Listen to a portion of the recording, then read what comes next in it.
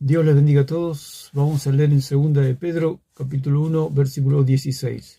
Dice, porque no os hemos dado a conocer el poder y la venida de nuestro Señor Jesucristo, siguiendo fábulas artificiosas, sino como habiendo visto con nuestros propios ojos su majestad.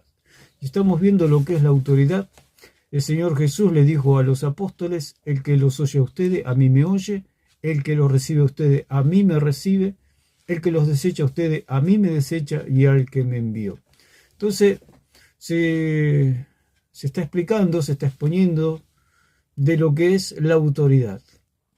¿Dónde está la autoridad? La autoridad, por supuesto, que está en Dios. La autoridad, cuando estuvo en la tierra, Jesucristo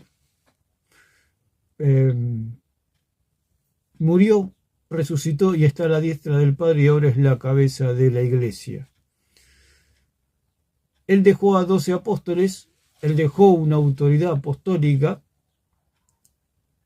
En su momento, mientras los apóstoles vivían, ellos eran autoridad, la jerarquía temporal de Dios en la tierra.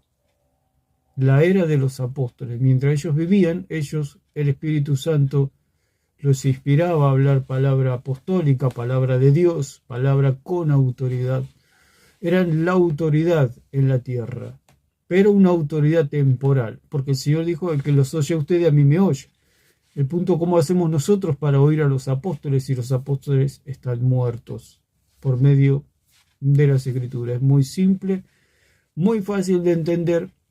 Por eso dice la palabra, lo dijo el mismo Señor Jesucristo, el que es de Dios, las palabras de Dios oye.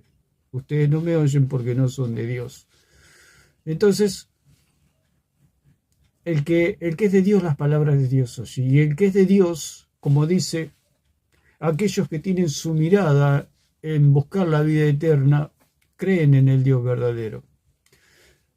Por eso dice, vamos a leer el versículo 13, que dice, pues tengo por justo, en tanto que estoy en este cuerpo, el despertaros con amonestación. O sea, decía el apóstol Pedro, mientras él estaba en su cuerpo, él era la autoridad de Dios, la autoridad puesta por Dios. Tanto Pedro, los apóstoles y Pablo eran la autoridad oral, la autoridad, digamos que Cristo había establecido un orden, una ordenación, los ordenó Cristo. Por eso, hasta que se murió el último apóstol, esa autoridad estaba vigente. Había una autoridad escritural que era por parte de los profetas y había una autoridad escritural dejada por los profetas, porque mientras el profeta vivía daba palabra de Dios, pero cuando se murió el profeta, esa autoridad, esa palabra de Dios, esa oralidad de Dios manifestada a través de un profeta se terminaba y esa autoridad quedaba plasmada en lo escrito por ese profeta por inspiración del Espíritu Santo. En este caso es la autoridad apostólica, es lo que Cristo estableció, la jerarquía que Cristo estableció temporalmente, fue una jerarquía temporal. Sabemos que hay una sola jerarquía en la iglesia, esa jerarquía es la de Jesucristo. Entonces la jerarquía quedó plasmada en las Escrituras. Cristo dejó una jerarquía y es la jerarquía apostólica. De ahí en más no hay más nada. Se murieron los apóstoles y la jerarquía quedó en las Escrituras. Por eso en las Escrituras está la máxima autoridad. Las Escrituras y la doctrina apostólica, la cual nosotros debemos tener. Por eso el apóstol Pablo dijo, yo fui constituido como apóstol, predicador y maestro a los gentiles.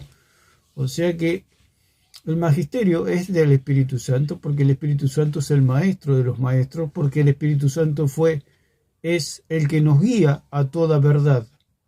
Además, Dios, Jesucristo mismo, constituye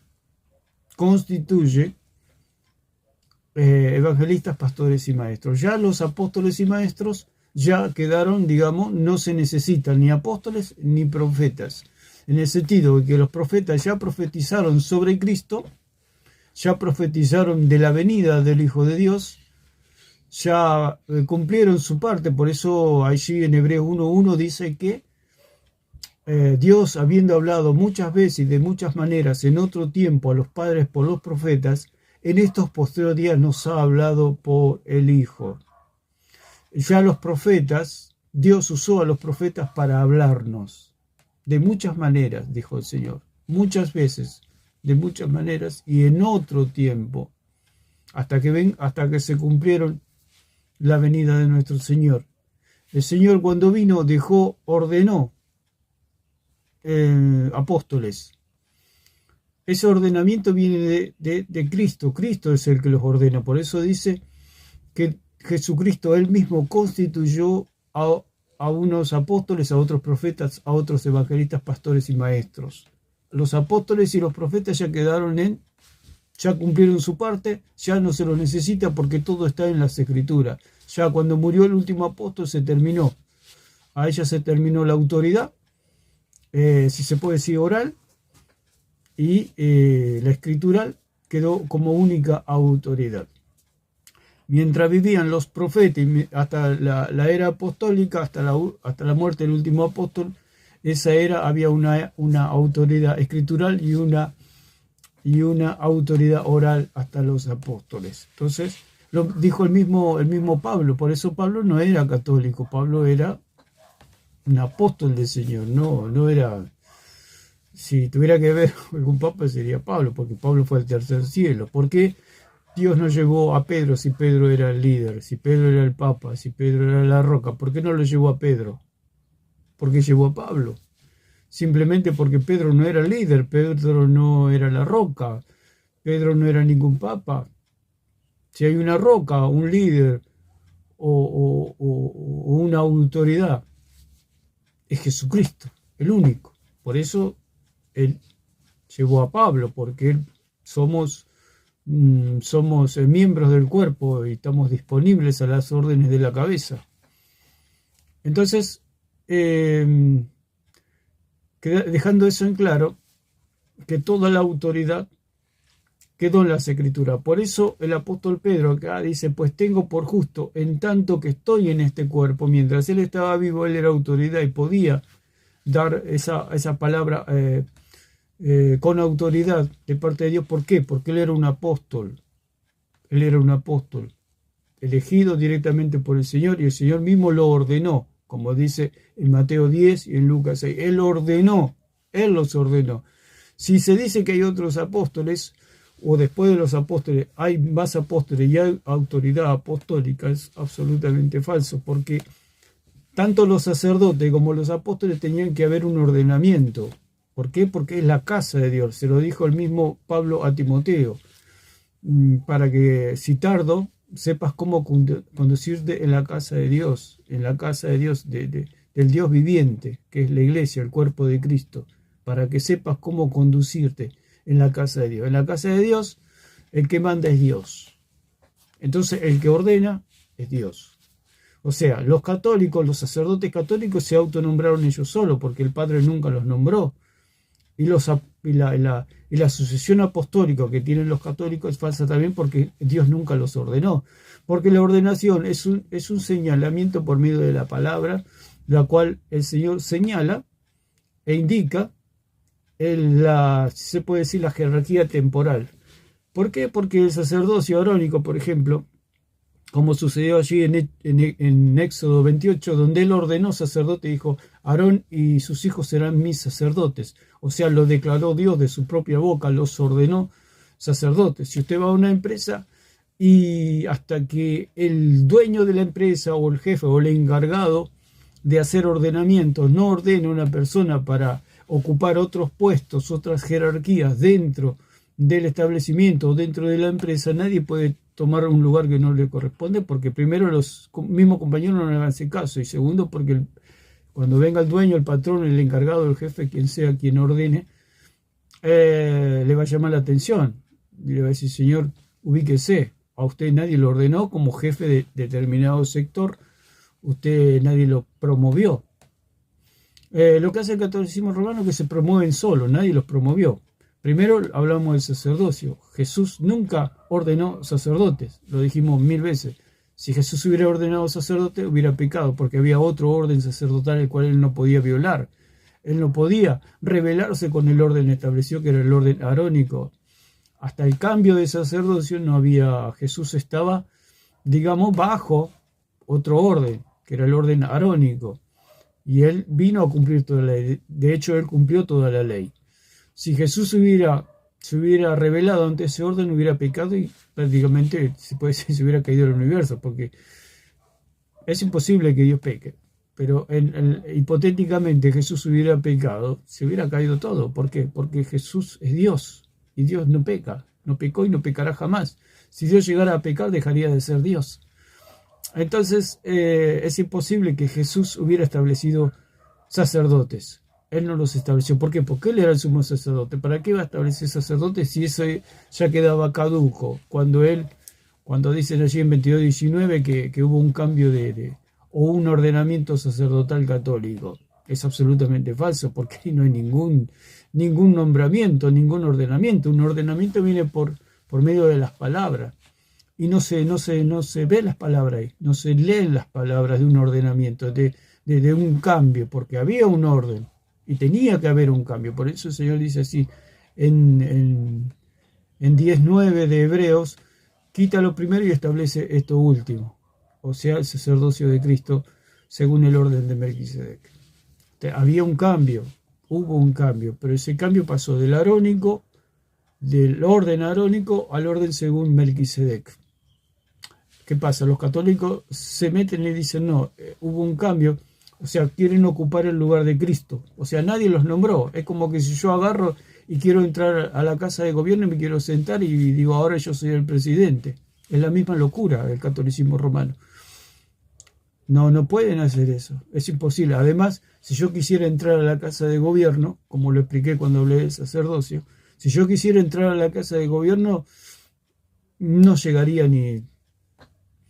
o usted quiera ocupar o entrar en la casa de gobierno de Washington o de Estados Unidos o cualquier potencia mundial, no hace 2 pasos que ya usted está muerto, porque nadie puede violar esos límites, porque es un lugar vedado. O sea, el sacerdocio de Cristo es un lugar vedado. El orden según Melquisedec es un orden que solamente lo puede ocupar una sola persona, el cual es un sacerdote santo, inocente, sin mancha, apartado de los pecadores y hecho más sublime que los cielos, como dice allí en Hebreos 7:26. Es un lugar vedado. ¿Quién puede ser santo, inocente, sin mancha, apartado de los pecadores y hecho más sublime que los cielos? Nadie. Ningún hombre puede ocupar ese lugar. Y el sacerdote católico dice que ellos sí pueden ocupar ese lugar. El mismo blasfemo de Luis Toro dijo que él era sacerdote del Dios Altísimo, y me han hecho comentarios también de que, por ejemplo, creo que era el curateca, que le decían cómo se puede hablar de un sacerdote del Dios Altísimo. Es una blasfemia eso. Eso es tremenda herejía, porque hay un solo sumo sacerdote del Dios Altísimo, se llama Jesucristo. Si ellos hacen al curateca y a Luis Toro sacerdotes del Dios Altísimo, eso es una blasfemia, porque ellos nunca fueron nombrados sacerdotes del Dios Altísimo, porque el sacerdote del Dios Altísimo es santo, inocente, apartado de los pecadores y hecho más sublime que los cielos. ¿Acaso ellos son apartados de los pecadores? Quiere decir que Jesucristo vino del cielo, que Jesucristo no vino de la tierra. ¿Acaso Luis Toro, curateca vinieron del cielo? ¿Tenían esa divinidad de haber venido del cielo? Por supuesto que no.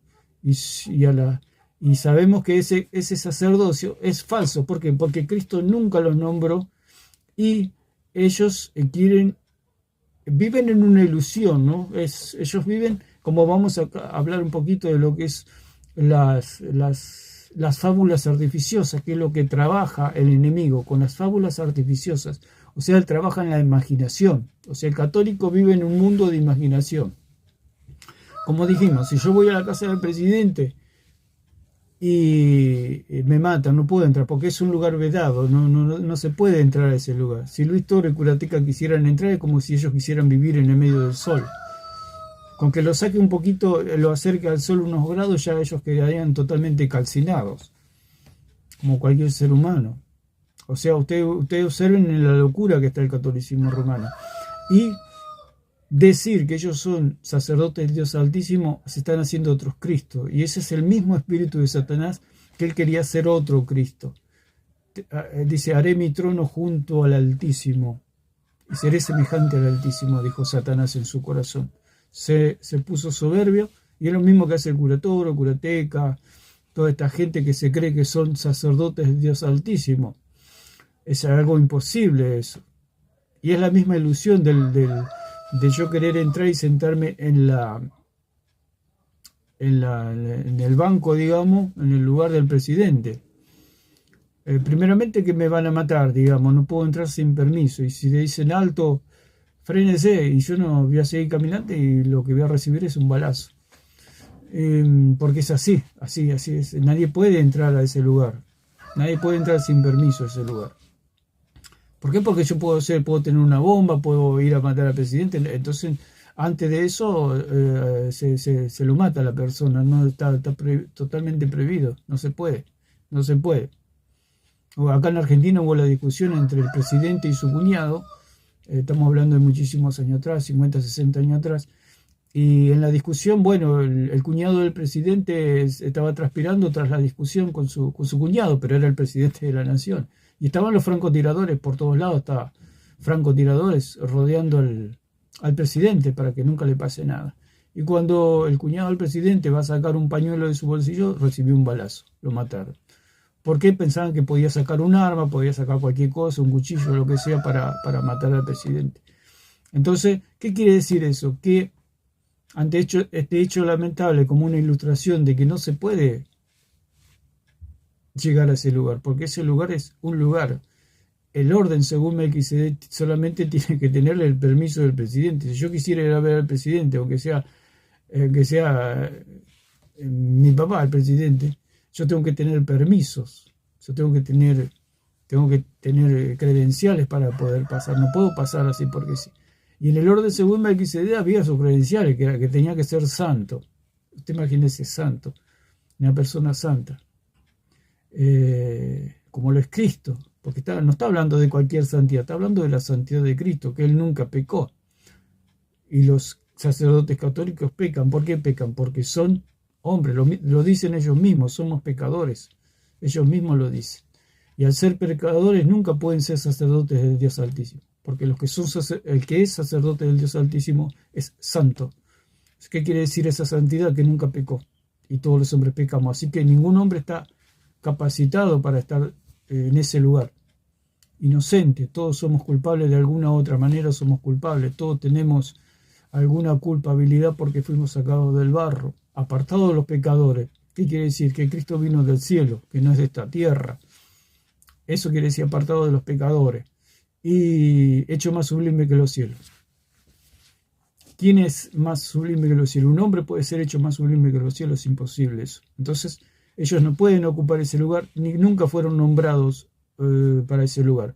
¿Por qué? Porque el orden, según Melquisedec, como lo dije en un ejemplo, es como el sol. Es una esfera donde solamente puede estar el Hijo del Dios viviente, Jesucristo, el único. El único que puede habitar naturalmente en medio del fuego es Dios, el único. El ser humano no puede. Es como dijimos, estos dos individuos se los lleva y se los pone en el sol, no llegan ni los saca un poco de los kilómetros de la tierra y ya quedan totalmente calcinados. Es imposible. Si ellos dicen que viven en el orden según Melquisedec, ellos están diciendo nosotros somos Dios y podemos vivir y podemos estar tranquilamente en el sol. Tranquilamente en el sol. ¿Y quién lo puede creer a eso? Nadie. Entonces, esto cuando el apóstol Pedro dice que no vinieron con fábulas artificiosas, sino que vinimos como que hemos visto a su majestad, quiere decir que ellos no vienen con cuentos. ¿Qué hace el catolicismo romano? Diciéndole a la gente que el cura Toro y el curateca son sacerdotes del Dios Altísimo. Es un cuento, por supuesto. Si yo agarro a usted y le digo, yo soy el presidente de la nación argentina, y le empiezo a hablar y hablar y hablar, y lo convenzo un día que yo soy el presidente de la nación argentina. No solamente que estoy loco yo, sino que está loco usted también por creerme que yo soy el presidente de la nación argentina. Y eso es lo que le pasa al catolicismo. No solamente son culpables ellos, sino los que lo creen. ¿Por qué le creen una absurdidad? Por falta de información, porque no conocen las Escrituras, porque no leen las Escrituras. Entonces, viven en fábulas artificiosas ellos. El catolicismo vive en el mundo, en un mundo imaginario. Viven en un mundo imaginario. Es como yo le dije, yo me declaro a mí mismo presidente de la nación y le digo a un grupo de personas, yo soy el presidente de la nación y ahora se tienen que sujetar a mis órdenes y la gente me obedece. ¿Qué están viviendo? Están viviendo en un mundo imaginario, en algo imaginario que no existe. Por eso decimos que el señor Santiago Alarcón enseña cosas que no existen o vende cosas que no existen, sus sofistas. Es una persona que convence a las personas de que él es el presidente de Argentina y la gente le cree. El problema de él y el problema de la gente, porque está tan loco él como los que creen. Porque si yo creo que Santiago Alarcón es el presidente de la Argentina, a mí también me falta un tornillo, se puede decir de alguna manera. O sea, estamos hablando de cosas artificiosas. O sea, si el señor Curateca y el señor Toro creen que ellos son sacerdotes del Dios Altísimo, están viviendo en un mundo imaginario. Es como que le dicen a la gente, nosotros vivimos en el sol, y la gente le cree. ¿Cómo una persona puede vivir en el sol? Nadie. Porque estamos diciendo que el orden, en ese círculo, en el orden, según Melquisedec, es un orden vedado, ¿no? Nadie puede entrar ahí, porque tiene que ser inocente, santo, apartado de los pecadores, y hecho más sublime que los cielos. Nadie puede hacer eso, solamente Dios, y ese lugar solamente lo puede ocupar Jesucristo. Por eso decimos que el sacerdocio católico es falso, porque Jesucristo nunca va a ordenar sacerdotes, porque ya había sacerdote y porque el sacerdote era él.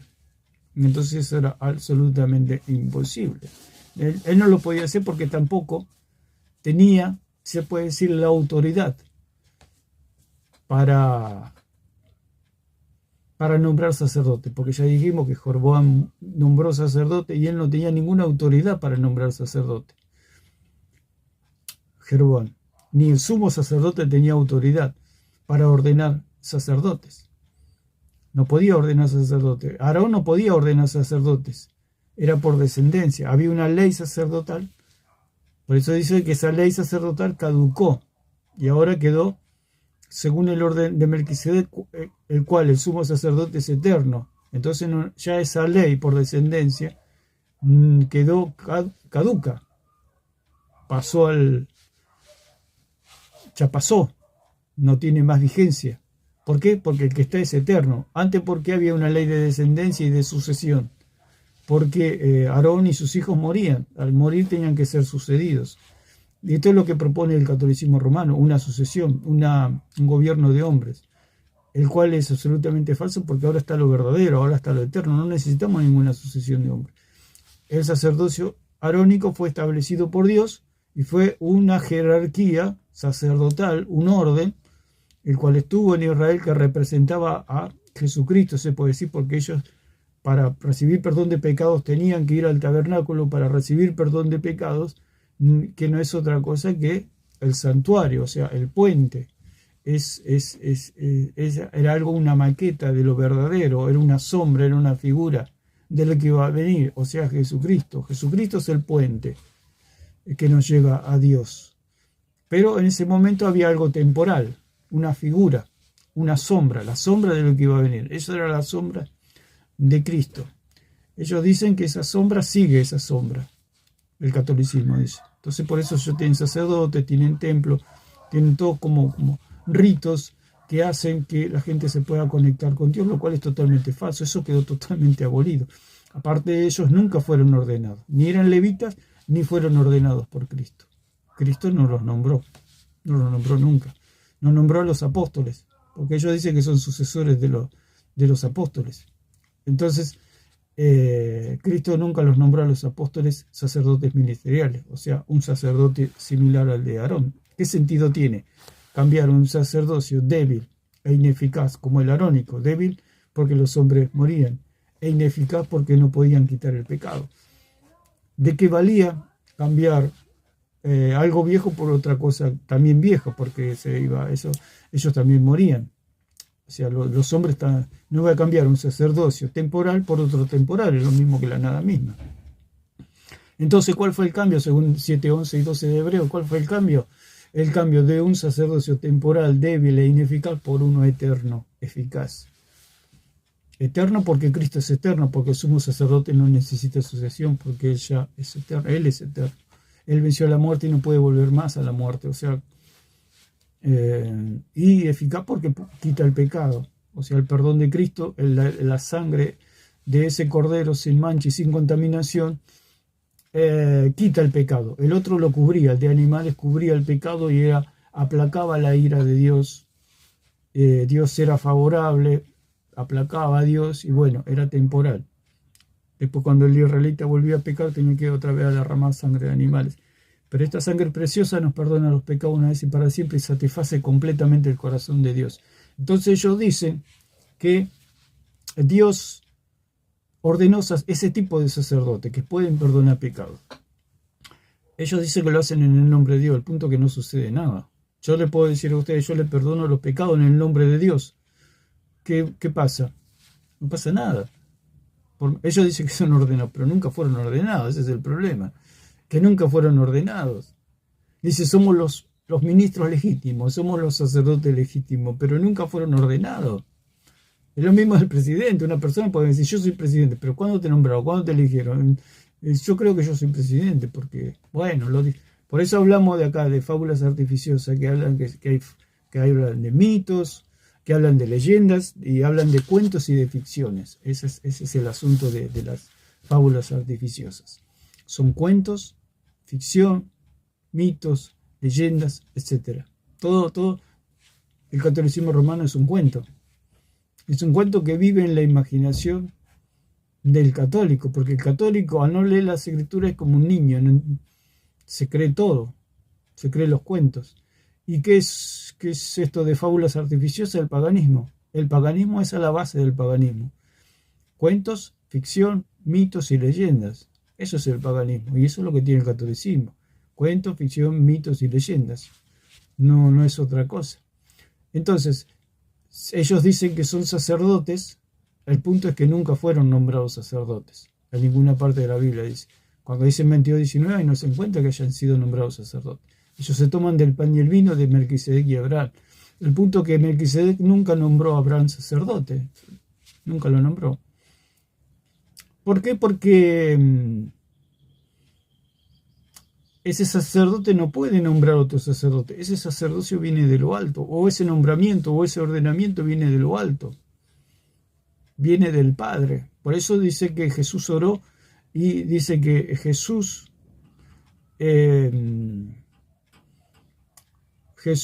protegió, como dice allí en Juan, guardó a los que el Padre le había dado. ¿Qué le dio el Padre? Los apóstoles. Los apóstoles. ¿Quién dio los sacerdotes? Dios. ¿Quién dio los apóstoles? Dios.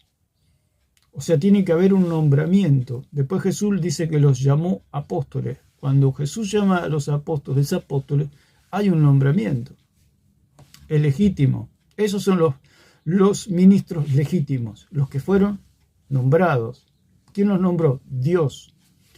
Ahora, Aarón no podía nombrar sacerdote, ni Pedro podía nombrar apóstoles. Cuando Pedro quiso nombrar un apóstol, le salió re mal, porque nombró a Matías, el cual desapareció. No hay ni un registro de que haya hecho, ni que haya barrido el templo salió.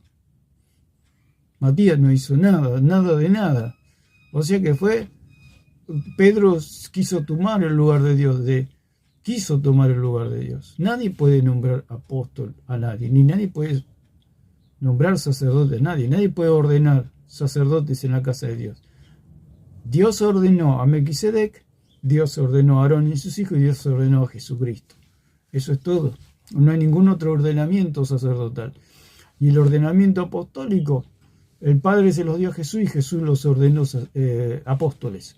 De ahí en más, Pedro quiso hacer esa intentiva de nombrar un apóstol. Fue contado entre los 12, pero no fue nombrado por Dios. Dice la palabra que Jesucristo es el que ordena apóstoles. Por eso dice que él mismo constituyó a unos apóstoles, a otros profetas, a otros evangelistas y a otros pastores y maestros. ¿Quién es el que constituye? Jesucristo. Jesucristo es el que constituye. ¿Y quién constituyó a Pablo? Jesús. Jesús. ¿Y Pablo podía constituir algún apóstol? No. Ni Pedro ni los apóstoles, nadie podía constituir. El que constituye es Dios. Ese círculo de autoridad es el que tiene la verdad. Es el que tiene la verdad. Esa verdad quedó plasmada en las Escrituras. Es un círculo que está cerrado, ya no hay más nada. Lo cerró allí en Gálatas 1:8 el apóstol Pablo, que dice, Pablo no era católico. Más si aún nosotros, está hablando Pablo del mismo, nosotros, nuestro grupo, aún lo que los compañeros de Pablo dice, a un ángel del cielo os anunciaré otro evangelio. Cuando habla de otro evangelio, habla de un evangelio terrenal, porque el evangelio que trajo Pablo era un evangelio celestial, porque él fue al tercer cielo, como dice en 2 Corintios 12. Él fue al tercer cielo y escuchó palabras a las cuales a los hombres no se les permite conocer. Jesucristo mismo le explicó, así como le explicó a los 12, Jesús le explicó el evangelio de la gracia, de que la salvación es por medio de la fe y no por obras. Entonces, dice, mas si aún nosotros o un ángel del cielo os anunciare otro evangelio diferente, cuando habla de diferente, habla de diferente clase. El evangelio es de una clase celestial y el evangelio de diferente es de una clase terrenal. Por eso dice Santiago que la sabiduría de este mundo es terrenal, animal y diabólica. Terrenal, de esta tierra, animal y diabólica. O sea, salida de la misma oscuridad. Os anunciaré otro evangelio diferente al del que os hemos anunciado, sea anatema, sea maldito. No que haya otro, sino que hay algunos que os perturban y quieren pervertir el evangelio de Cristo. Como antes os hemos dicho, también ahora lo repito, si alguno os predica diferente evangelio del que había recibido, sea anatema. El mismo apóstol Pablo decía que el canon se había cerrado, no se puede agregar nada. Ni hay otros apóstoles, ni hay sucesión papal, porque un apóstol tiene, digamos, la autoridad para decir esto es palabra de Dios, y esa es la blasfemia. Por eso el apóstol Pablo dijo, si alguien os predica otro evangelio diferente, sea anatema. ¿Qué estaba queriendo decir? Que se cerró el canon, que hasta ahí llegamos. Aún si el mismo Pablo agregaba algo a lo que él había dicho, dice que lo declaren a él anatema, al mismo Pablo. Entonces, la seriedad del asunto. Entonces, el punto que vamos a hablar es, dice, pues tengo por justo, dice en el versículo 13 de 2 de Pedro 1, dice, pues tengo por justo, en tanto que estoy en este cuerpo, el despertaros con amonestación. Mientras él estaba ahí con vida, tenía la oportunidad de despertar al pueblo con amonestación, porque él sabía que era autoridad de Dios. Pablo sabía que era autoridad de Dios. Juan sabían que eran autoridad de Dios. ¿Por qué? Porque los había establecido Cristo. Ellos sabían que era la jerarquía en la iglesia, una jerarquía temporal. Entonces, mientras ellos estaban con vida, estaba esa jerarquía sobre la iglesia. Ahora esa jerarquía, no hubo una continuación de jerarquía, sino que es la jerarquía la que está conectada, digamos, con la jerarquía eterna. Esa jerarquía temporal está conectada con la jerarquía eterna, la cual quedó plasmada en las Escrituras. La jerarquía temporal, o la autoridad temporal, que eran los apóstoles. Cuando se murió el último apóstol, solamente quedó la autoridad escritural. ¿Por qué? Porque los apóstoles se murieron.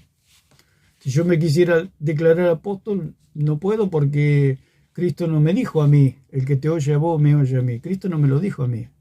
Se lo dijo a Pedro, a Juan, a Jacobo, a Judas, se lo dijo a Pablo, pero a mí no me dijo eso el Señor. No lo vi cara a cara al Señor Jesucristo y me dijo, el que te oye a vos me oye a mí. No. Esa autoridad quedó en las Escrituras. Por consiguiente, sí, yo transmito lo que dice la autoridad, que en última instancia por supuesto, yo transmito lo que dice la autoridad apostólica, que no es otra que la autoridad de Cristo, la cual está solamente en las Escrituras. Solamente en las Escrituras. La Iglesia tiene ese privilegio y esa autoridad también para anunciar la salvación.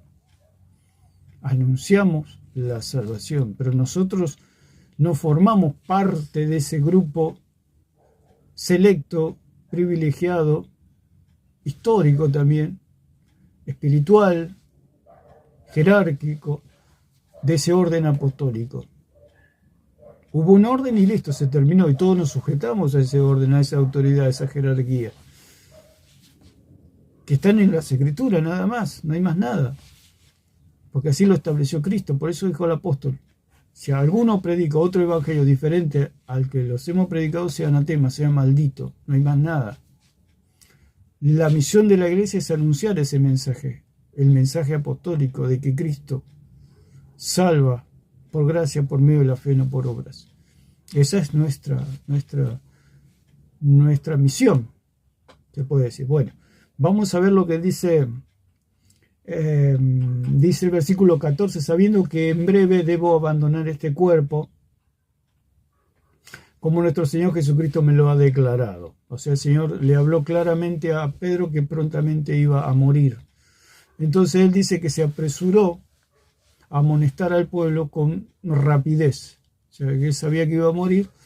Entonces, sabemos todos que vamos a morir algún día, pero otra cosa es que venga Jesús y nos diga: vas a morir dentro de un mes, 2 meses, 10, un año, lo que sea. Seguramente a Pedro se lo dijo que iba a morir pronto.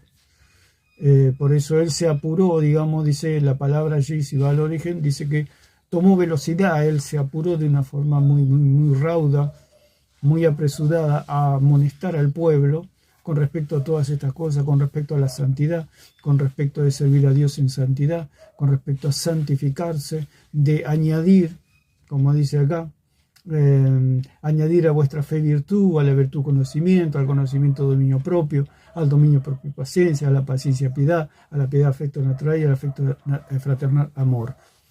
Entonces él se apresuró a lo que está diciendo, porque sabía que él sabía perfectamente que él estaba en ese círculo de autoridad, en el círculo de la autoridad apostólica, y que él mismo sabía que esa autoridad era temporal. Pablo también lo sabía que era temporal. Juan también lo sabía, como dice allí en 20:31, que dejamos estas cosas escritas para que creáis, dice 20:30. Es un pasaje que nos llena de esperanza. 20:30. Llena de esperanza al pecador. 31, perdón. Y al Hijo de Dios también, que hemos creído en el Dios verdadero. Pero estas cosas se han escrito. Juan sabía que estas cosas era algo que iba a quedar para todas las generaciones. Pero estas cosas que se han escrito para que creáis que Jesús es el Cristo, el Hijo de Dios, y para que creyendo tengáis vida en su nombre. O sea, el mismo Juan dice que lo que quedó escrito con su autoridad apostólica era para que el que crea en esos escritos y crean en Jesucristo tengan vida y vida eterna. Solamente con creer, no se necesita más nada, solamente creer. O sea que el catolicismo romano es solamente una maquinaria para engañar al mundo, para distraer al mundo y enseñarles un evangelio diferente. Por eso Pedro dice: nos vinimos a ustedes con fábulas. Dice: también yo procuraré con diligencia que después de mi partida vosotros podáis en todo momento tener memoria de estas cosas. O sea que estaba diciendo Pedro que eso era lo que ellos tenían que atenerse, a las palabras que él había dejado escrito y a la enseñanza oral, porque ellos escucharon a Pedro. Y esa palabra de Pedro tenía autoridad y el peso apostólico dado por Jesucristo. Jesucristo le dijo: el que te oye a vos, Pedro, me oye a mí. El que te oye a vos, Juan, a mí me oye. El que te oye a vos, Jacobo, a mí me oye, y así sucesivamente. Y él sabía que había escuchado del mismo Hijo de Dios, esa autoridad. Le había sido conferido o ordenado apóstol. Eso no lo tiene nadie, solamente los 12 y Pablo. Nadie más escuchó eso. De la misma boca del Señor, vos sos mi apóstol. Como el Señor le dijo, Aarón y sus hijos serán mis sacerdotes. Como un día se lo dijo a Melquisedec, sacerdote del Dios Altísimo. Melquisedec era solamente una figura, una sombra y figura de Cristo, del sacerdocio de Cristo. Una sombra y figura.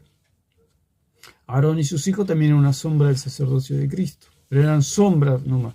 Después vino la realidad. Cuando viene la realidad se termina la sombra. No necesitamos la sombra. Porque está la realidad, está la luz. Entonces, dice el versículo 16, porque no nos hemos dado a conocer el poder y la venida. El poder y la venida, ahí habla de venida, de la presencia, de la parucía de Dios, de Jesucristo, nuestro Señor Jesucristo, siguiendo fábulas artificiosas, sino como habiendo visto con nuestros propios ojos su majestad. Ellos vieron con sus propios ojos su majestad. Nosotros hemos tenido esa experiencia. Nadie ha tenido esa experiencia. Nadie tuvo la experiencia de los 12 apóstoles y Pablo. Nadie tuvo esa experiencia de Jesús mismo llamarlos apóstoles. Nadie, solamente ellos tuvieron esa experiencia. Y esos son la jerarquía. Volvemos al ejemplo simple de una empresa donde el dueño lo nombra a tal persona como jefe del recinto o de determinada área. Eso es una autoridad que nadie, digamos, es algo irrevocable, digamos. Lo nombró el patrón, lo nombró el jefe, lo nombró el dueño y punto, se acabó, no hay discusión, ya está. Y en este caso es lo mismo. Ellos fueron ordenados apóstoles, punto. Por eso la sucesión papal es absolutamente falso. No hay un solo versículo que... ¿Por qué? Porque primero Dios no nombró ningún apóstol después de los apóstoles. Pablo, y después, por eso Pablo dice que yo soy el último apóstol, dijo Pablo. Después de Pablo, Dios no nombró ningún apóstol. Dios, porque Dios se los dio a Jesucristo, a los apóstoles, y Jesucristo los nombró apóstoles. Después, Jesucristo no nombró, aparte de los 12 apóstoles, y Pablo no nombró otros apóstoles. No hay ningún texto que diga que Jesucristo nombró una sucesión apostólica. Si no, la Biblia hubiera continuado. Después de Juan hubiera continuado las escrituras, pero no, ahí se terminó todo. ¿Por qué? Porque ellos eran el orden. Un orden es algo cerrado, es un círculo cerrado, ¿no? Cuando en una empresa hay una reunión de jefes o de encargados, es una oficina donde están los jefes, los encargados de distintas secciones. Es un círculo cerrado, nadie puede entrar ahí. Y generalmente hay una persona en la puerta y dice no pueden entrar. Está de reunión el jefe con sus encargados. Y nadie puede entrar a ese. Eso es algo, es un privilegio, digamos, es un orden, es una jerarquía. Después de ello nadie puede... Jesús no nombró ningún apóstol aparte de ellos. Y Pedro no podía nombrar porque él es hombre. Por eso dice en 4:11 que él mismo, ¿quién constituye apóstoles? Jesucristo. Pedro no constituye ningún apóstol. Pedro no podía decir vos sos mi sucesor. Y aunque lo hubiera hecho no hubiera sucedido nada, eso no funcionaba. Porque a Pedro le podría haber agarrado la locura, como le agarró allí en Pentecostés, de decir, vamos a hacer sucesión papal, vamos a hacer sucesión apostólica. El asunto que no funcionó. Pues yo puedo decir, también soy presidente de la nación y salgo por las calles en un auto y no sale nadie a saludarme, si no soy el presidente. Y es lo mismo que pasó con Pedro y Matías. Pedro salió a las calles con un papamóvil y nadie salió a la calle a saludarlo. ¿Por qué? Porque no funciona, porque él no podía, ningún hombre puede nombrar apóstol a nadie, ni nadie puede nombrar pastor a nadie, eso lo hace Dios. Por eso dice que Él mismo constituye, Él mismo impone las manos, Él mismo unge, Él mismo selecciona. Él seleccionó a Pablo y funcionó, y toda la obra que hizo Pablo. Pedro eligió, dice por suerte, dice, pero eso es una cosa de ellos, es un invento de ellos, digamos. No, el asunto es que Pedro no puede producir otro apóstol. Ni pudo, perdón, porque estamos hablando en pasado. No pudo, porque Pedro está muerto, por supuesto. Entonces, todas esas cosas que se dicen son, como dice acá la palabra, fábulas. Fábulas, la palabra fábula viene del muzo, del griego, que significa cuento, ficción, mito o leyenda. Ya lo habíamos dicho eso. Dice primera de Timoteo 4:7. Primera de Timoteo, vamos a ver 1:4 primero. Primera de Timoteo 1:4.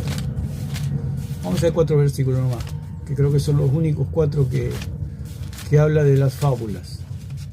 Dice, vamos a leer el 3. Como te rogué que te quedases en Éfeso, cuando fui a Macedonia, para que mandases a algunos que no enseñen diferente doctrina. Diferente doctrina. ¿Qué son las diferentes doctrinas? Ni presten atención a fábulas y genealogías interminables que acarrean disputa más bien que edificación de Dios, que es por fe. Así te encargo ahora. ¿Qué es lo contrario a la sana doctrina? ¿O qué es la diferente doctrina? Las fábulas. Entonces vamos a ver 4:7, creo que es. Sí, 4:7 dice: desecha las fábulas profanas y de viejas, ejercítate en la piedad. Es lo que le dice Pablo a Timoteo. Después vamos a Timoteo, 2 Timoteo 4:4. Dice, el versículo 3 dice: porque vendrá tiempo cuando no sufrirán la sana doctrina. Entonces ve que la sana doctrina siempre se contrapone a las fábulas. Sino que teniendo comezón de oír se amontonarán maestros conforme a sus propias concupiscencias, y apartarán de la verdad el oído y se volverán a las fábulas. Y el último versículo es Tito 1:14, dice: no atendiendo a fábulas judaicas, le dice Pablo a Tito, ni a mandamientos de hombres que se apartan de la verdad. Las fábulas se apartan de la verdad, porque las fábulas están basadas en la imaginación del hombre. Vamos a ver lo que es musos, que es fábula. Muso, siempre me acuerdo cuando se hablaba en nuestra niñez o en nuestra adolescencia, juventud, siempre se decía: vos quedate musa, o sea, que cierres la boca. Eso, bueno, eso es algo popular, ¿no? Pero acá vemos que es la palabra griega muso, que significa algo que se dice en secreto, digamos, que es algo que no es real, digamos, que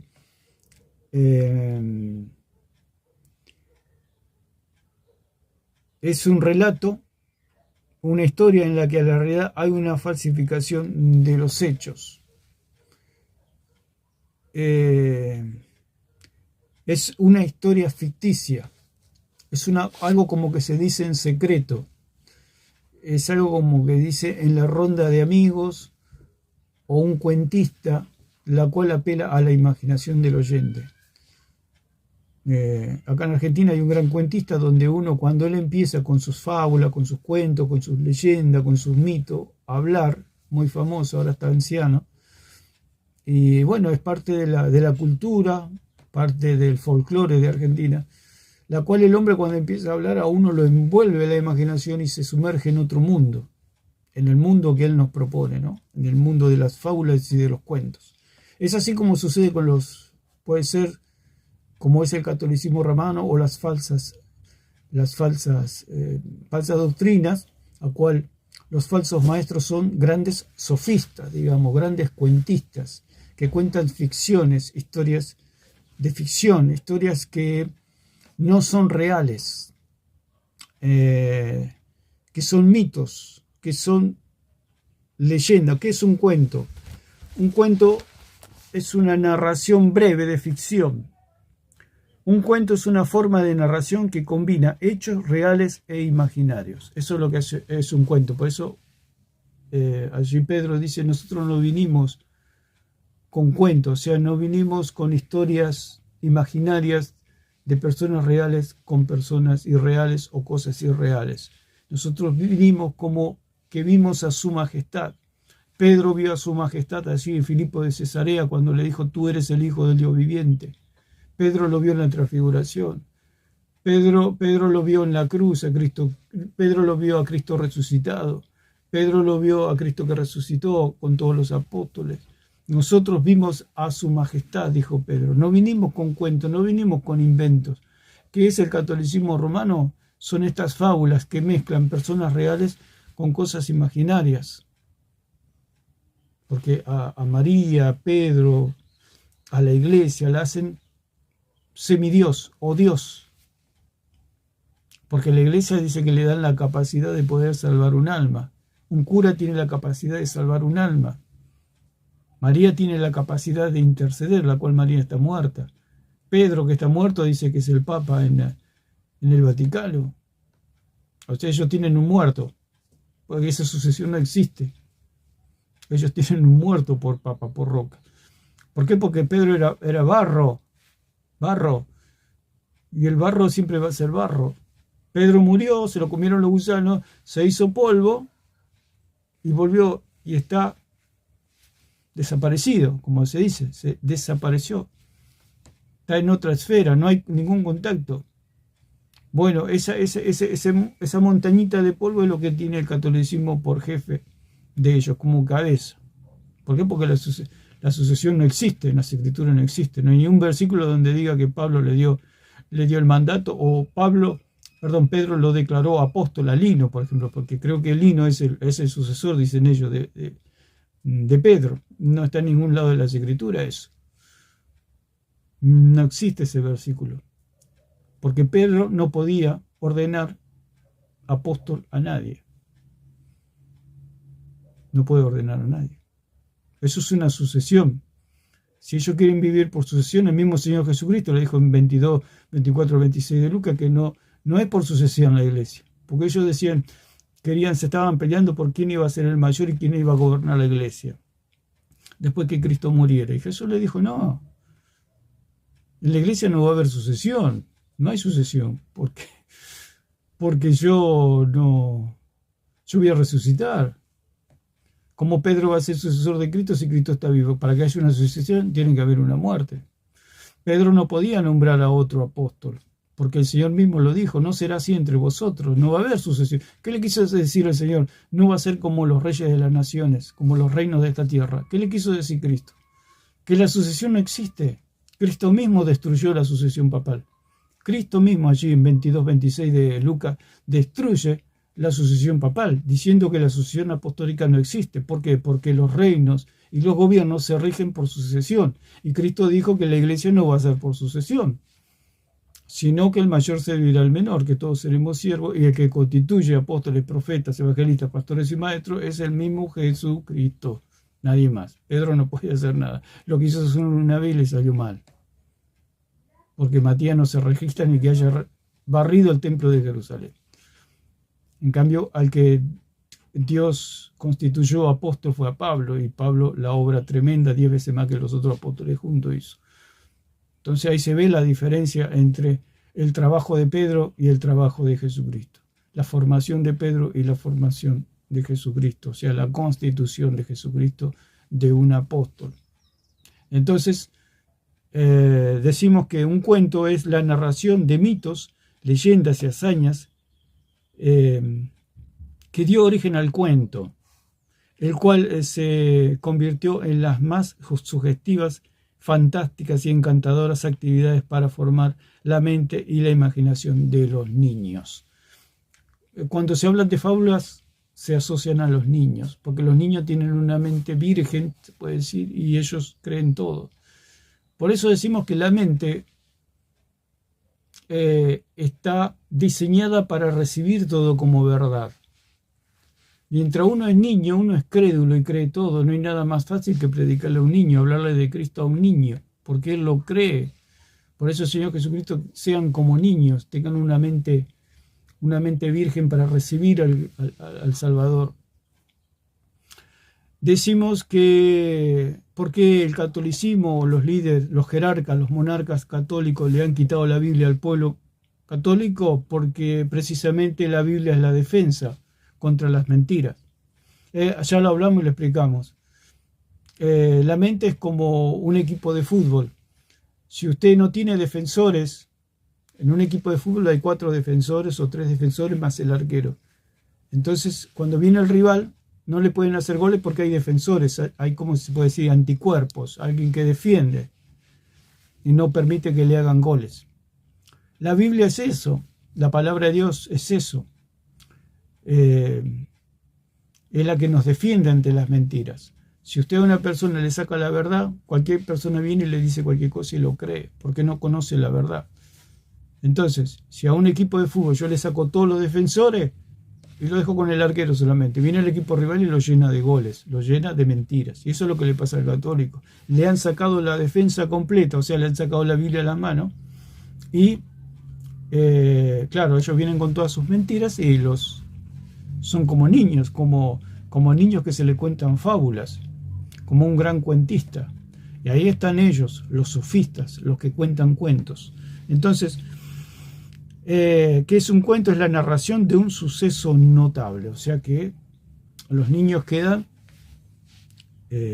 escuchando ese cuento y eso queda todo en su imaginación y lo creen. Una fábula también es una ficción. ¿Qué es una ficción? Es la acción y efecto de pretender que algo es cierto cuando en verdad no lo es. Es una ficción. Una fábula es una ficción, algo que parece cierto pero que no es verdad. ¿Qué son las ficciones? Hechos imaginarios. Es un invento. ¿Qué es la doctrina católica? Un invento, porque está hecho todo por cosas imaginarias. Todas cosas, toda la doctrina de ellos es imaginario. Todo es imaginario.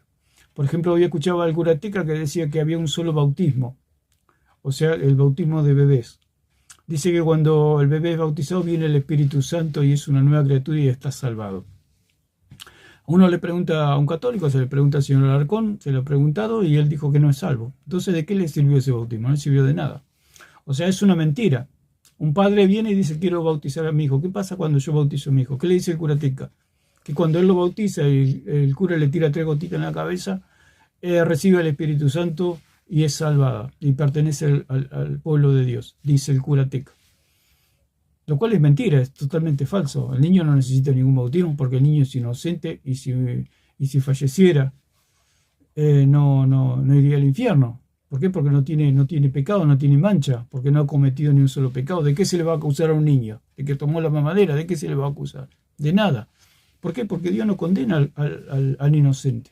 Para el católico sí. ¿Por qué? Porque el católico tiene un Dios falso que condena al inocente. Entonces ellos viven en la imaginación. ¿Cuál es la imaginación? Que viene el Espíritu Santo cuando el cura le echa 3 gotitas. Y que es nueva criatura, que pertenece al pueblo de Dios y que es salvo. O sea que el violador, el asesino, el déspota, todos esos que fueron bautizados de bebé son todos salvos, son todos hijos de Dios y andan matando gente por ahí, violando. ¿Esos son salvos? Según el curateca sí, porque dice que en el bautismo de niño se produjo eso, que el bautismo salva. Por eso ellos tienen al bautismo como otro Dios. Por eso Dios dijo, no tendrás dioses ajenos delante de mí. ¿Qué es un Dios ajeno? Aquello que se le da el atributo de Dios, de poder salvar un alma. Y ellos tienen al bautismo de bebés como un Dios, o sea, un falso Dios, que son idólatras. Al tener un falso Dios son idólatras. ¿Qué idolatran? El bautismo. ¿Qué idolatran? El agua. ¿Qué idolatran? La creación. En vez de volverse al Creador, le dan gloria a las criaturas y a la creación. Eso es el catolicismo. Por eso ellos viven en un mundo de imaginación, imaginando que el bebé recibió el Espíritu Santo, es nueva criatura, ahora los pecados le han sido perdonados. ¿Qué pecado si no cometió ningún pecado? Y con el tiempo se transforma en nada que ver. Nada que ver. ¿Dónde está eso? Está en la imaginación. Lo más lindo que el padre y la madre tuvieron que pagar por eso. Encima le sacan la plata, por supuesto, por eso hay tanta riqueza en el catolicismo. Ellos hablan tanto de los pastores que cobran diezmo, por supuesto que el diezmo no es para la iglesia, pero estamos diciendo que La crítica que ellos hacen, ellos lo hacen peor, porque ellos cobran casamiento, cobran bautismo, cobran cobran todo, las misas, cuando van a velar un muerto, todo se cobra en el catolicismo. Es toda una hipocresía y está todo en la alimentación de la imaginación del ser humano, del católico en este caso. Entonces, la ficción son hechos imaginarios y es un invento. La ficción es una forma de entretenimiento y ayuda a pasar el rato y proporciona placer saber qué ocurre a unos personajes manteniendo el suspenso de la trama. O sea que es como una novela. El catolicismo para el católico es como una novela que ellos se imaginan, que son santos, que hacen la voluntad de Dios, que se esfuerzan, que un día Dios los va a mirar y se va a conmover, que cuando los vea llegar a los católicos, Dios se le va a caer las lágrimas y dice, ahí vienen mis hijos, los católicos, los santos, los abnegados, los que caminaron de rodillas cuadras y cuadras, los que besaron estatuas, ahí vienen mis hijos, dice, los que rezaron rosarios. Alguno que otro vendrá todo chamuscado porque pasó por el purgatorio. Vendrá medio rengo, con la ropa toda quemada, y dice, ay, vienen mis hijos que pasaron por el purgatorio. Eso todo está en la imaginación del católico, no tiene nada que ver con la realidad. Por eso es un mundo de ficción, es un mundo de imaginación. Es pura invención de algo que no existe. Es pura invención de algo que no existe. Y dice, ficción es un mundo creado en la imaginación de las personas, que se basa en la realidad, pero que puede llegar a presentar muchas semejanzas con la realidad. No es la realidad, o sea, se asemeja a la realidad, pero no es la realidad. Ellos dicen, María es la madre de Jesucristo. Es algo que se asemeja a la realidad, pero no es la realidad. Viven en un mundo de fantasía, como que María fuera la supermujer que pudiera retener a Dios en su vientre. Dios, con solamente pensar que el Hijo de Dios iba a venir al vientre de María, María hubiera explotado en millones de pedazos, porque no lo soportaría, porque imagínense, Dios. Y el señor Alarcón dijo que Jesús tenía conciencia de que era Dios. Y si tenía conciencia de que era Dios, ¿qué pensaba Jesús de María? Si él sabía que era Dios. Que María no era su madre, María era una criatura. Para Jesús, María era una criatura, era una creación de él. O sea, él estuvo en el vientre de una creación propia de Jesucristo. ¿Cómo va a ser su madre? Es imposible. Todo eso, esa ficción, todo eso vive en la imaginación del católico. Son cosas ficticias, si se puede decir. Entonces, vamos con mito. Mito. Bueno, ficción es técnicamente todo libro que no está basado en hechos reales es ficción. Todo lo que no está basado en hechos reales es ficción. ¿Cuál es el hecho real que hablamos recién, por ejemplo, de María como Madre de Dios? El hecho real es que Cristo vino del cielo. Cristo vino completo. No es que vino un pedazo de Cristo y María le dio el otro pedazo y era como Terminator, mitad barro, mitad carne y mitad hierro. Y acá era mitad barro y mitad divino. No, Cristo era completo Dios, completo. El Hijo de Dios vino completo a la tierra. Él se hizo carne, él se hizo a sí mismo carne, no necesitó de la carne de María. O sea, algo que parece real, en realidad no es real porque es un mundo ficticio, un mundo que vive en la imaginación de la persona que cree eso. Dice que es una ficción, una historia inventada que se cuenta utilizando únicamente palabras. Por eso cuando uno al católico se lo lleva a las escrituras no tiene textos. ¿Por qué? Porque su cuento está basado en algo basado solamente en palabras.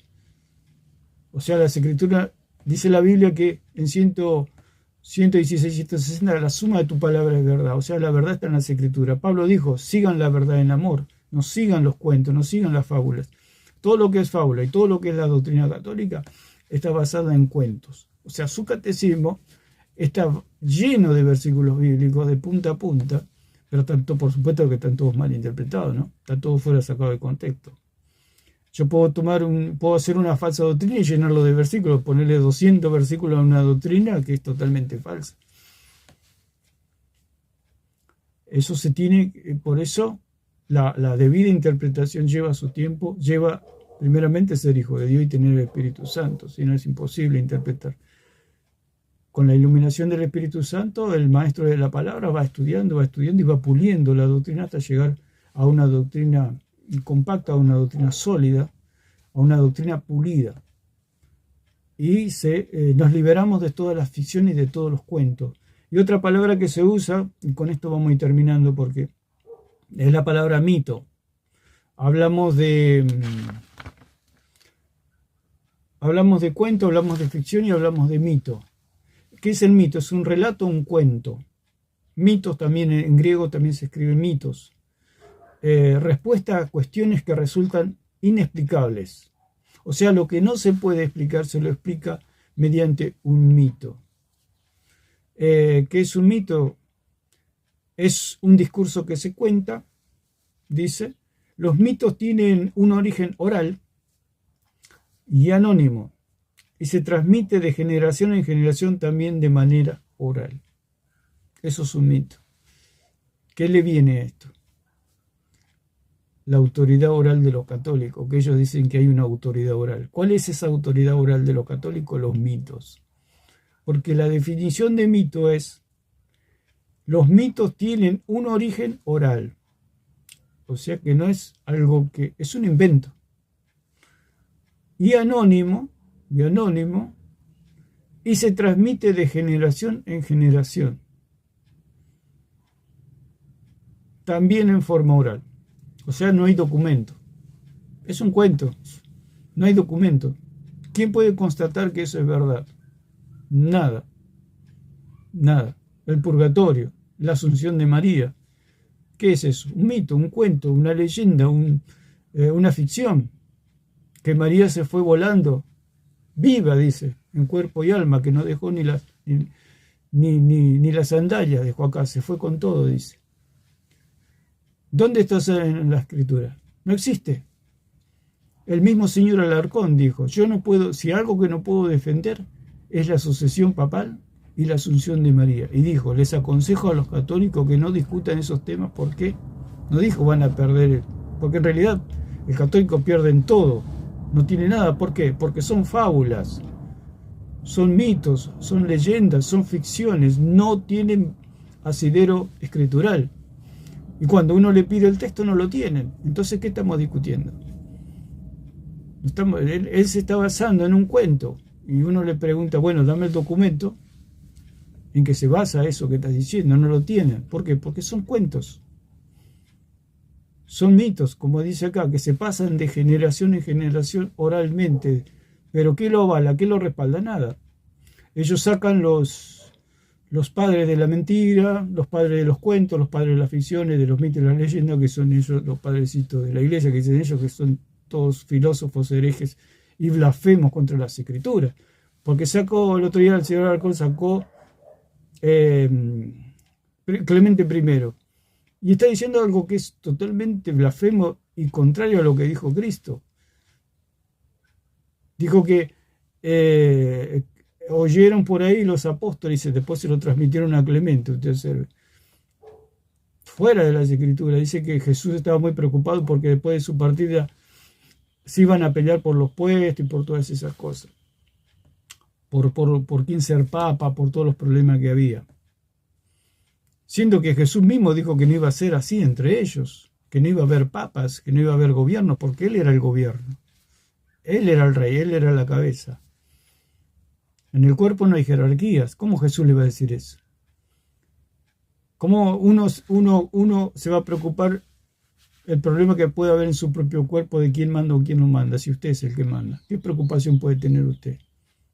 De que la mano se levante contra la otra mano o la mano se levante contra la cabeza, etc. No hay ninguna preocupación en usted, porque usted, las órdenes que le da a su cuerpo obedece. Mire si Cristo va a estar preocupado por eso. Entonces, que ese Clemente I es un falso, mentiroso, y ni se sabe si existió, porque esa gente no se sabe si existió. Lo pueden haber escrito hace 100 años el diablo y lo escribió y dice, esto se escribió hace 2000 años, lo escribió tanto y punto, ya está, listo. Se inventó algo. Así que bueno, la palabra mito, dijimos que es la respuesta a cosas que no se pueden explicar. Una leyenda son relatos imaginarios que se encuentran en un determinado momento histórico. Es una leyenda. Un mito es la respuesta a lo inexplicable. Un mito es la narración maravillosa situada fuera del tiempo histórico y protagonizada por personajes de carácter divino y heroico. Y eso es lo que hacen ellos. Tienen una María divina o semidivina que dice que fue siempre virgen. O sea que hay una contraposición entre lo que es real y lo que es ficticio, o lo que es mitológico, o lo que es, algo, una ficción, que es lo contrario a la realidad, digamos. Tienen a María como que María no era de carne y hueso, que María era divina. En ninguna parte de la Biblia dice que María era divina. Dice que tenía sus padres, o si era un ser humano tenía padres seguramente. Pero no dice en ninguna parte, como dijo Cristo, yo he venido del cielo. María nunca dijo yo vine del cielo. Ella era tan terrenal como nosotros, lo dijo mismo Santiago, que Elías tenía las mismas pasiones que nosotros, o sea, tenía las mismas tendencias pecaminosas que nosotros. Elías tenía concupiscencia, María también tenía concupiscencia. María también tenía tendencia al pecado y a hacer lo malo. Pasa que María, como todo judío, tenían temor de Dios y obedecían la ley. Era una judía, María. Era una santa mujer de Dios. Una mujer que quería agradar a Dios. Entonces, dice que de carácter divino y heroico. O sea, la tienen a María como alguien divina y heroica también, igual que Pedro, igual que todos sus ídolos que tiene el catolicismo romano, que lo han transformado en Dios. ¿Por qué en Dios? Es porque ellos hablan con ellos y ellos lo pueden escuchar, entonces es un Dios. Si ellos están a 3 millones de kilómetros de años luz y lo pueden escuchar, significa que son dioses para los católicos. Si un católico se puede comunicar con María o con algún santo, significa que son dioses para ellos. El mismo señor Alarcón dijo que cuando un joven le preguntó si María los podía escuchar, nunca contestó él. Dio vuelta y dio vuelta porque es un sofista. Y es lo que vamos a hablar en el próximo video, para que no se haga tan largo, de lo que es un sofista. Cómo el sofista distrae y desvía la pregunta y enreda para no contestar la pregunta. Porque el señor Alarcón ya se sabe que está acorralado. Ya cada vez tiene menos respuestas, porque el pueblo está despertando a la verdad. Y se le preguntó, y el joven le preguntó, y bueno, como es joven, y Alarcón es un zorro viejo, lo envolvió, digamos, y lo desvió de la conversación, y no le contestó. ¿Por qué? Porque tenía que contestar que si él decía que María lo podía escuchar, ¿qué era María? Una diosa. Al ser una diosa, él es idólatra. Porque el Señor dijo, no tendrás dioses ajenos delante de mí. Si el católico cree que María lo puede escuchar, el católico es un idólatra. ¿Por qué? Porque le está dando a María el atributo de la omnipresencia o la omnipotencia que tienen los oídos biónicos. Y dijimos que María era de carne y hueso y que ella no era virgen siempre virgen, ella era una mujer de carne y hueso y tenía relaciones con José. O sea, un hombre y una mujer casados. O sea que para el católico a la noche María se ponía el traje de la Mujer Maravilla y no tenía deseo, no tenía ganas de nada, no quería descansar, pasar una intimidad con su esposo. No, ellos creen que no, que María era de fierro, de madera o de cartón, no sé. Eso está todo en la imaginación del idólatra. ¿Por qué? Porque la consideran, como dice acá, que es un mito, es una narración maravillosa situada fuera del tiempo histórico y protagonizada por personajes de carácter divino y heroico. O sea, para ellos María es divina y heroica. ¿Por qué? Porque estaba al lado de José, estuvo toda su vida al lado de José y nunca sintió nada. Ni José la rozaba y ella no sentía nada. ¿Por qué? Porque ella era divina y heroica. Porque ella decía, no, ¿qué van a pensar los católicos de mí si yo tengo relación con mi esposo? ¿Qué van a pensar de mí? Ellos piensan que María pensaba eso. María nunca los conoció ni los va a conocer nunca los católicos, ni sabe quiénes son los católicos. Los católicos dicen María es mi madre, pero si María ni lo conoce, ¿cómo va a ser la madre?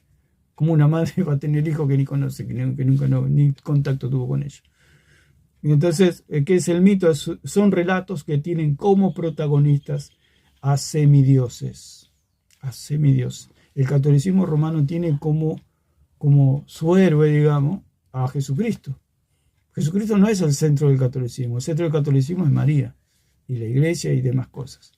Pero Jesucristo lo tienen ahí en un cuadrito, como bien lo tienen ahí, bien muerto, bien crucificado lo tiene el catolicismo.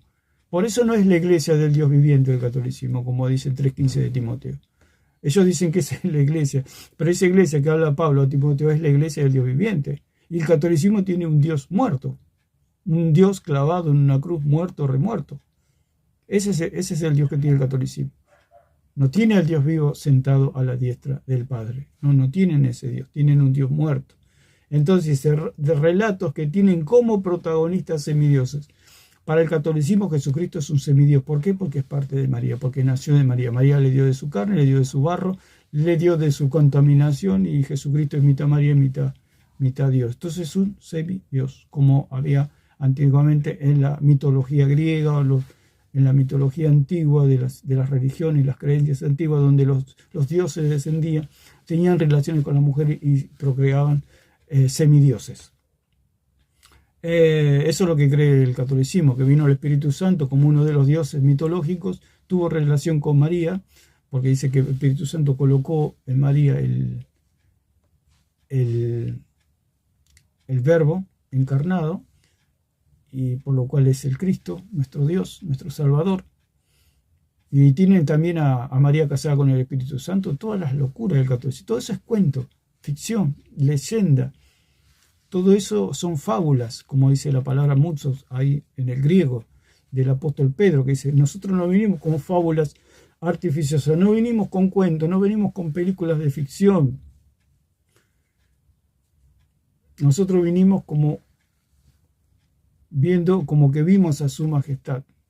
Entonces dice que es un mito, y con esto terminamos, relatos que tienen como protagonistas a semidioses, héroes o figuras humanas que conviven en un mismo universo y cuya existencia es indemostrable. Esto es lo que dice el diccionario y las definiciones de los diccionarios, de lo que es un mito, de cosas indemostrables. Por eso el catolicismo no existe en las escrituras. Si uno le pregunta a un católico dónde está el catolicismo, no sabe. Y si dice Mateo 16, 18, no está ahí, porque ahí no hubo ningún nacimiento de ninguna iglesia, porque no había sangre, no había sacrificio, no había cabeza, no había Espíritu Santo, no había perdón de pecado, no había nada. ¿Qué quiere decir? Que no existe ahí la iglesia. Esa no es la iglesia. Ahí no hubo ninguna iglesia. Hubo una comisión, hubo una revelación, hubo un mandato, y punto. No hubo ninguna fundación de ninguna iglesia. ¿Por qué? Porque Cristo aún no había muerto. Así que todo es indemostrable. Todo lo que es ficción, mito, fábula o leyenda es indemostrable documentalmente. Todo eso está en la imaginación. O sea que para el católico esos cuentos es como un entretenimiento, como dice allí en lo que es la ficción. La ficción apela a la imaginación para entretener la mente del hombre. El católico, por eso el católico no quiere dejar el catolicismo, porque se le ha hecho adictivo. Con eso ellos salen del mundo real, salen de los problemas, digamos, y se le ha hecho como una adicción el catolicismo, imaginando que los santos los escuchan, que María los escucha, que María es su madre, que el cura le perdona los pecados. Todo eso está en su imaginación, todo eso es irreal, todo eso no existe. El que perdona los pecados es Jesucristo por medio de la fe, nada más, sin obras. Y eso no lo cree el católico. él cree que puede hacer obra. Él se imagina que haciendo obra se puede salvar, que él cree en Dios, pero agregándole obra se puede salvar. Todo eso está en su imaginación, todo eso no existe. Por eso vive en un mundo de fábulas artificiosas, como dijo el apóstol Pedro, la cual no se dejen contaminar, decía el apóstol Pedro, porque pronto yo me voy a dejar este cuerpo, voy a dejar este tabernáculo, voy a dejar este templo, esta casa. Pronto voy a morir, dijo el apóstol Pedro. Así que me apresuro, voy corriendo, tomo velocidad y los amonesto diciendo: nosotros no vinimos a ustedes con fábulas artificiosas, sino que nosotros vinimos como quien vimos a su majestad, contándole lo verdadero. Nosotros somos la autoridad de Dios temporal, porque Pedro, cuando murió, se terminó y dejó su ministerio, su palabra apostólica la dejó en sus escritos, cumplió su obra, terminó su obra y Pedro volvió al polvo. Pasó a otra dimensión, Pedro ya no tiene contacto con nosotros. El Pedro que está en el Vaticano es falso, porque no existe tal sucesión, no existe eso. Todo lo que es el papado, el magisterio romano, todo eso es falso porque son cuentos, son fábulas, es ficción, es mito. No existe, no es real. Es como una película de ficción que usted tiene, donde los santos escuchan, los santos interceden, donde María está a la diestra de Cristo. Todo eso está en la imaginación, todo eso no es verdad. No es verdad, porque María está muerta, no puede estar a la diestra de Cristo. Si María está muerta, ¿cómo va a estar a la diestra de Cristo? Eso está todo en la imaginación del católico. Por eso Pedro no era católico. Pedro no era católico. Usted imagínese, el líder que tiene el catolicismo no era católico. Así que lo vamos a ir dejando por acá y que Dios les bendiga a todos.